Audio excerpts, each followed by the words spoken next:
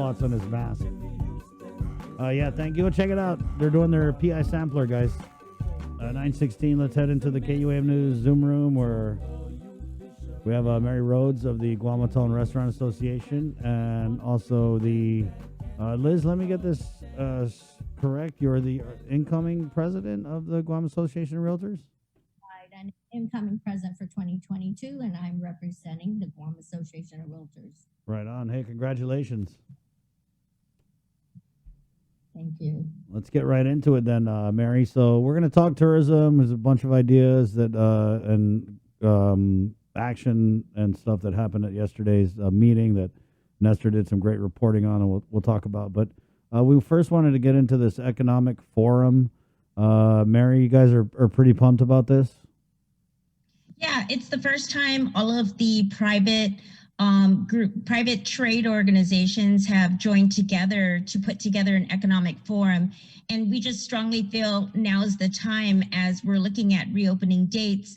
And it's really time to build solidarity with everybody and get the economy going together with the government Guam. But really as private sector members combined, we represent the entire private sector. And it's really important that we have a voice in it too. And there are a lot of things that I know different organizations have been working on in the last year. And it's really good that we come together and continue to lead private sector and push for more initiatives as we reopen the economy and really start looking at different programs that could benefit the establishments and the companies who really need support. I know we've had a lot of community-based programs and community-based outreach efforts, but in order for us to reopen the economy, but especially tourism, a lot of businesses also need the help. And so we're looking at having this economic forum to have that discussion, but also invite different government stakeholders so that we can also look at the different programs that are planning to be rolled out with reopening. All of that. Liz, what are you guys going to be talking about in this forum? Well, we're assisting in the forum. We're sponsors of it. Of course, our side of that discussion will be about real estate. How do we help our economy through real estate? And right now, we do have issues with real estate where we do have a shortage of housing. Right now, there are about 80-something homes currently on the market, ranging from 2-something up to 4 million. And the problem is our community's ability to buy affordable housing. So right now, if you're shopping, Chris, for a house, you better start budgeting between 400,000, 500,000, 600,000 to buy a home right now. And even Kaiser, guess what? Kaiser's about 300 something if you look at our market analysis. So real estate is definitely a part of our economy. And right now we do have some issues with that. And construction costs are going up. And people are scrambling right now because they can't find a home that they can afford. So they're looking at land to purchase and hopefully build. It's just costs are going up, and we need the government to collaborate with the private sector to assist in this problem because it's not getting any better. Yeah, Liz, it's not. I was talking to somebody who's trying to buy a house, and it's, I mean, especially when you compare, I mean, so many of our people, God, it's heartbreaking. They reach that point where, you know, they've got their nest egg, they're established, they want to go buy a house, but then it's like, you're paying $500,000 for, you know, 2-bedroom, whatever, and they're looking over in Texas or whatever other state, and they could get, you know, I mean, they get a whole like mansion with acres and acres of land for that much over in the States. So yeah, there's a lot of people who are leaving. But how do we, because I feel like, you know, land is so finite on Guam that it was only a matter of time before we reached a point where it was like Hawaii, for example, right? Where it's just everything, it's just baseline, impossible to attain. And so many of our locals are just priced out of, I mean, not just like buying houses, but even renting houses, right? Because of these military allowances that just drive the prices up. So affordable housing, it just seems almost impossible. And not only that, Chris, you know what they're doing now? If there's a house available that maybe they can afford, there's 5, 6. I think one of our properties had 14 offers. Wow. Just think about that. You're not only, if you did find it, you're competing, or the moment it hits the market, it gets snapped up. So I really feel for the people who have budgets in the threes, and it's difficult to find anything right now. Oh, that's depressing. Mary, so when is this economic forum, and is this something Jason or Joe Sir can kind of watch, or is it kind of like closed off for industry specific individuals? Actually, no, it's open up to the public, and we have 2 ways of attending. It is on June 24th, Thursday, June 24th, from 8 a.m. until 12 noon at the Hyatt Regency Guam. Because congregation is limited to 100, we are allowed up to 100 people in the ballroom at the Hyatt. And so we do have face-to-face registration. And we are encouraging those who are vaccinated to attend the face-to-face. If you're not vaccinated, the other option too is we have the live Zoom session, which will be recorded as well. So you really have 3 ways of attending: face-to-face, which if you're vaccinated, we will have a registration process where you can actually do a live demonstration with your QR code. We will give you a QR code for entry into the Hyatt on June 24th. And then also we'll have a live webinar via Zoom that we will be putting out to the media, as well as a recorded session you can watch later on. Let's shift gears now. Is there anything else on the economic forum you wanted to add, Liz? I just want to recognize the different organizations. It's together with GHRA, we have the Guam Chamber of Commerce, the Guam Women's Chamber of Commerce, the Guam Contractors Association, Guam Association of Realtors, the Chinese Chamber of Commerce, the Korean Chamber of Commerce, as well as the Japan Guam Travel Association, and then the Korean Travel Association. So again, it's the first time all of these private trade organizations have come together to put together an economic forum so that we can discuss all of the things that we need to get ready, but also start pushing as we open up these initiatives and have more of an ask with the government on additional things we need to start thinking of. We've seen a lot of ways to, either compare or to learn from our neighbors, such as Saipan and Hawaii. And so some of these things have been in the back burner, and we've been working on with GVB and GHRA. We will be inviting GVB to talk about some of these things, but also what are the other new concepts that we can introduce as we continue to move forward. Liz, anything on the economic forum before we move on to tourism? Nothing other than I advise our community to stay informed, keep an eye out on different issues that crop up with legislation. And this economic forum, I think it's important because we got to revive our economy. All right. Mary, so reopening tourism. Perks. Yeah, there's incentives. a couple of things that we need to really make sure we touch on, especially with this forum and between GVB and public health. It's not just a reopening of tourism only for our international markets and our key source markets with our tourists, but we really also have to really get out there and improve our messaging, even with our local community, and explain to our residents of why it will be safe to reopen and why it's important that we get our economy revived and we get our largest industry back online. It has such a domino effect with it being a circular economy once the money comes back into Guam. And so that's why when you talk about tourism dollars, you're really talking about more dollars than just what tourists spend.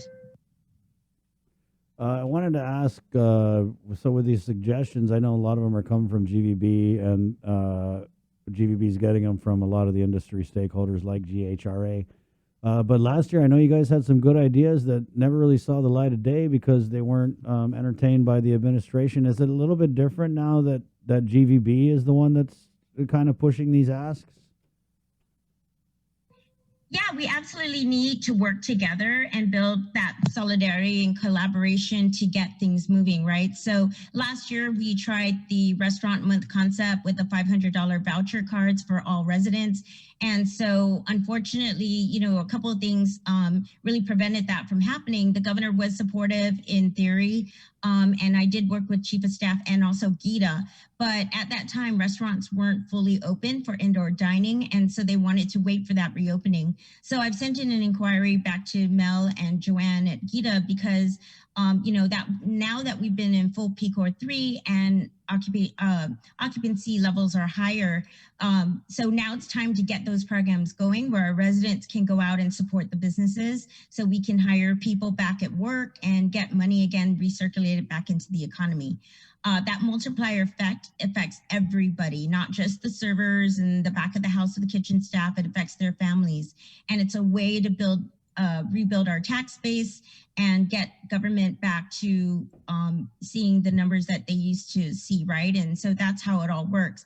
But with regards to tourism, I know that GDB announced yesterday in the board meeting, and yes, GHRA is working with GDB on these things, and we do have a reopening task force today.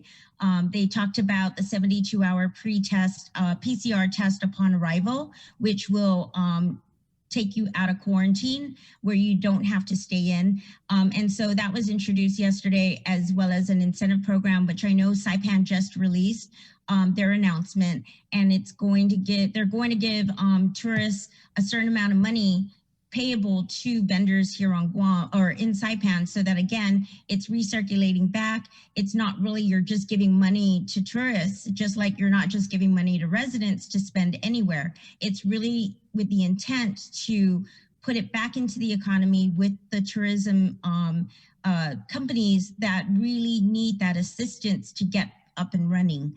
And so that's what we're going to be talking about today, as well as the Airbnb for vaccine tourism.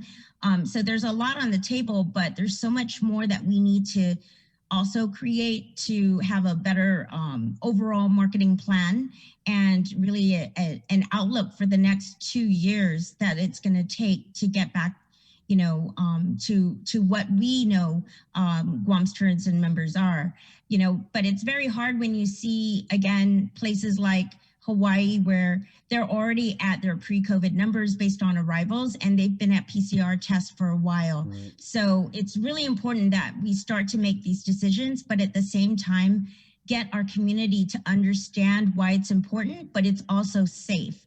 And I know that the governor is really pushing for herd immunity with July 21 date. And so, we've been working really hard as community stakeholders overall, everybody, to get vaccinations up. And I think that we've done a great job with that. And so that is really the key that will get everybody to a place where I believe we can get everyone comfortable with receiving tourists back to Guam.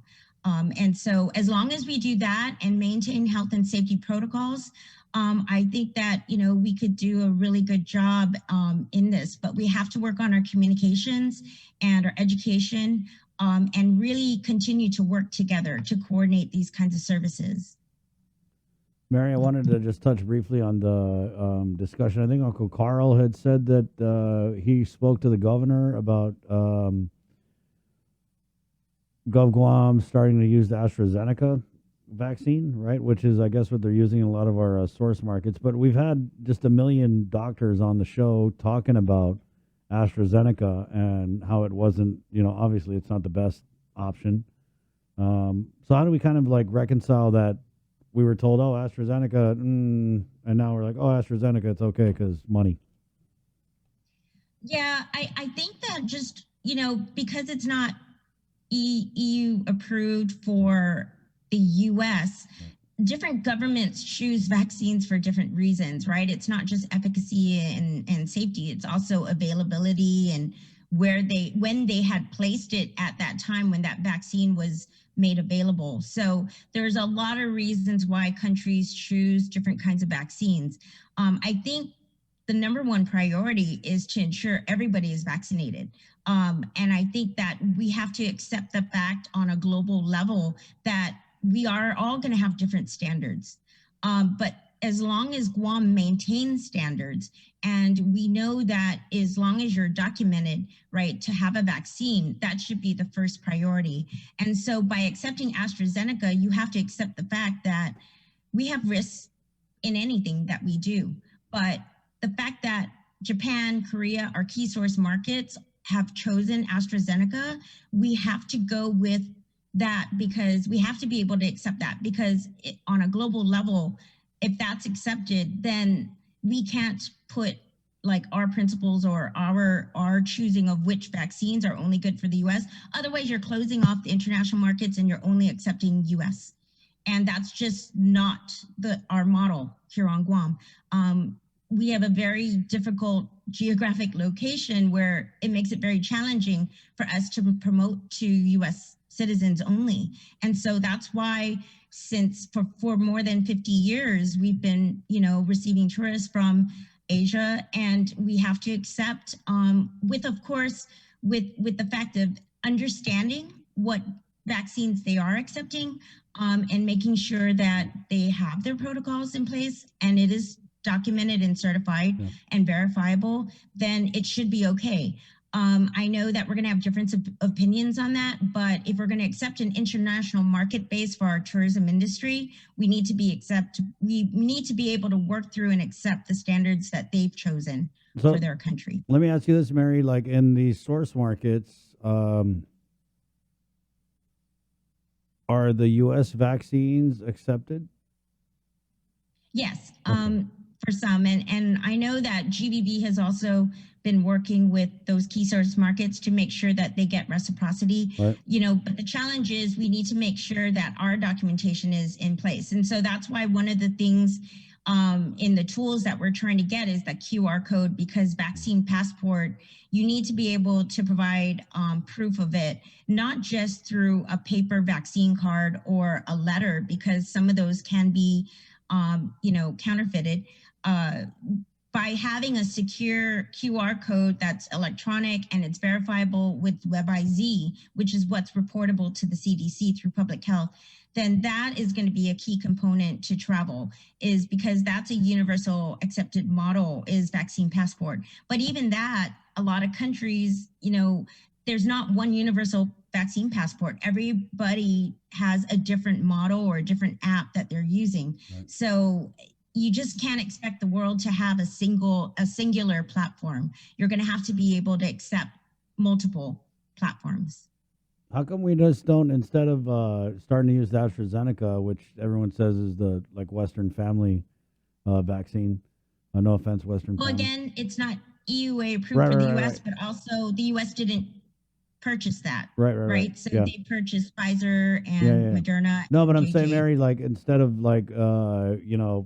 introducing AstraZeneca, why don't we market that you can come here and get the American vaccine?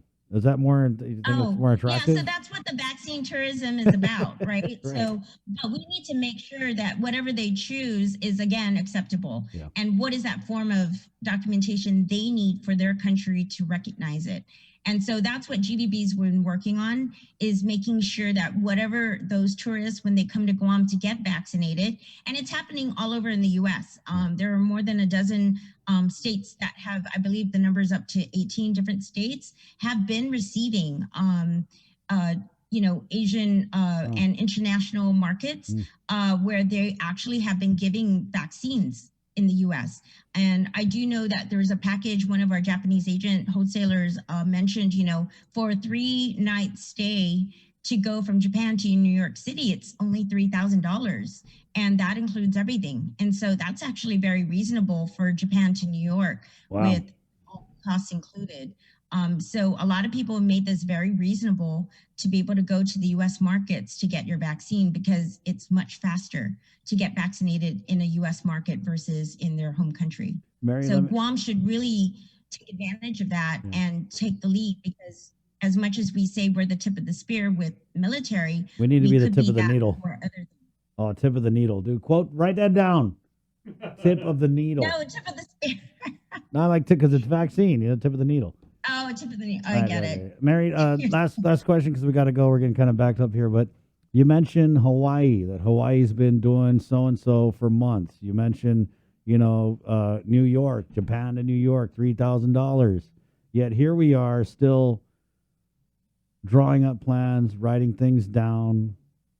How far behind the ball are we? And if we're late to the game, how reasonable is it to expect big numbers for tourism?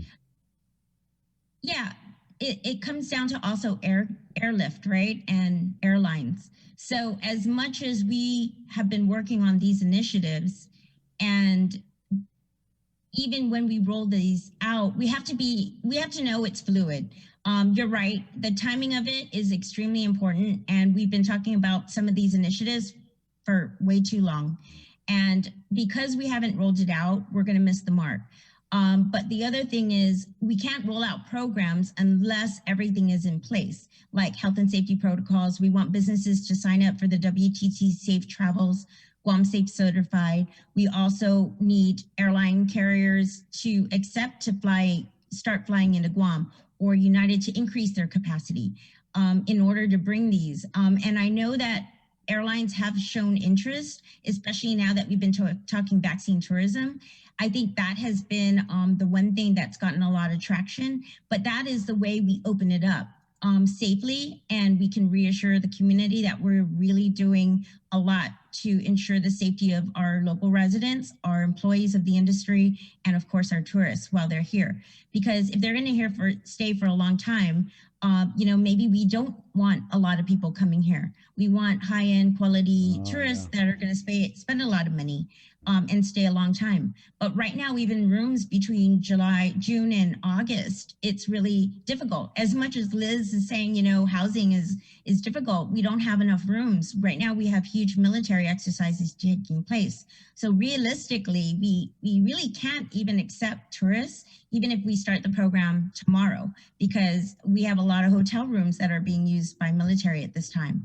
And so really the timing, it's good that the timing, even though the reopening, we wanted it to be done earlier, even if we had rolled it out in May that we wanted to, it's going to take at least 3 months for all of those bookings to take place. And it's good because the military right now, they're mostly in the rooms until August. Right. And so you're really talking more like after October, November timeframe when we can really start seeing people come in.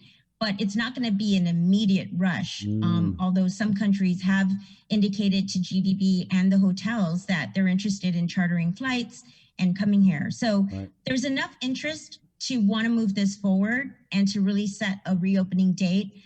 But we have to set the reopening date in order to get the airlines to want to come to Guam. So it's a chicken and the egg kind of thing. But then it's also, we've set a reopening date before without anything in place, right? It was just like, hey, we're going to open July 1st. Oh, wait, what are we going to do? So it's good to see the legwork being done before a real reopening date.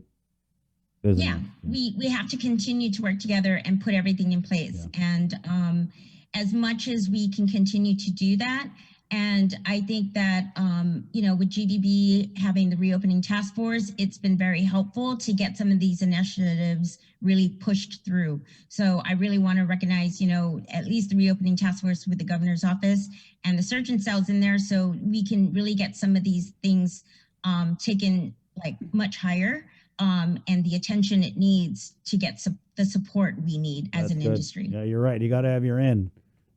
Mary, okay, last question for real, but if you could make it short, any update? Have you heard anything about this whole Afghan refugee thing? Anything else? Anything new? I know that there's still a lot of inquiries. I did get an article this morning that, there's still a push. But, I just strongly feel that if it's going to be a yes, it's going to be really federally run. And Guam would definitely have to assist, but it's going to be a federal operation. And so as much as we want this for Guam and to assist, there are certain limitations even private sector has when it comes to a refugee program like that. It's going to require a lot of higher up attention, just like what we had with the U.S. Roosevelt.